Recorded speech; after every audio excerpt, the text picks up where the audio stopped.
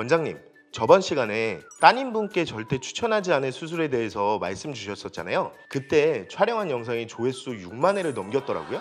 그런 의미에서 오늘은 원장님께서 따님분께 절대 권하지 않을 위험한 수술에 대해서 여쭤보려고 합니다. 위험한 수술이요? 위험한 수술이라 그러면은 사실 너무 많긴 한데 제 가족이 한다고 하면은 극구 말릴 만한 수술에 대해서 몇 가지만 알기 쉽게 말씀드려 볼게요. 오늘 설명해 드릴 위험한 수술도 지난 영상과 마찬가지로 어디까지나 저의 주관적인 생각입니다. 해당 수술을 진행하시는 성형외과 선생님들도 많으시고 실제로 그 수술을 받는 환자분들도 많고요. 그리고 그 수술들로 새로운 삶을 살아가고 계신 수술로서 큰 효과를 보신 분들도 정말 많습니다. 그러니까 제 말에 너무 매몰돼서 편향된 결정을 하지는 마시고요. 정직하고 올바른 성형외과 선생님들 만나셔서 사전에 충분한 논의와 진단을 받으시고 수술 결정하시길 바랄게요. 그럼 바로 들어가 보겠습니다. 첫 번째는 바로 양악수술입니다. 물론 부정교합에 의해서 기능적인 불편함을 겪고 계시다면 양악수술 통해서 불편함이 개선되는 효과를 기대해 볼 수 있어요. 하지만 미용적인 목표만을 가지고서 수술을 하게 되면 여러 가지 부작용들에 노출될 확률이 기하급수적으로 높아질 수 있습니다.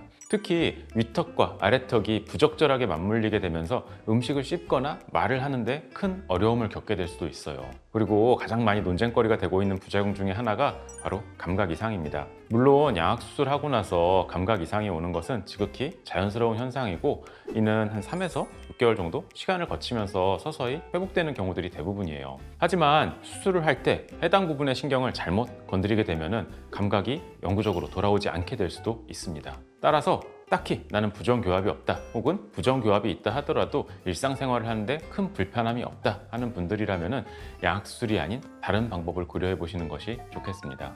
두 번째는 바로 입꼬리 수술인데요.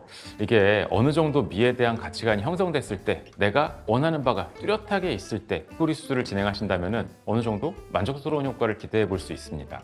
하지만 아직 나이가 어려서 미에 대한 가치관이 형성되지 않았을 때 입꼬리 수술을 하게 된다면 장기적으로 봤을 때 굉장히 불만족스러운 결과로 이어질 수 있어요. 심각한 경우에는 입꼬리가 마치 조커처럼 비춰지게 될 수도 있고요. 오히려 심한 외모 콤플렉스를 유발할 수도 있습니다.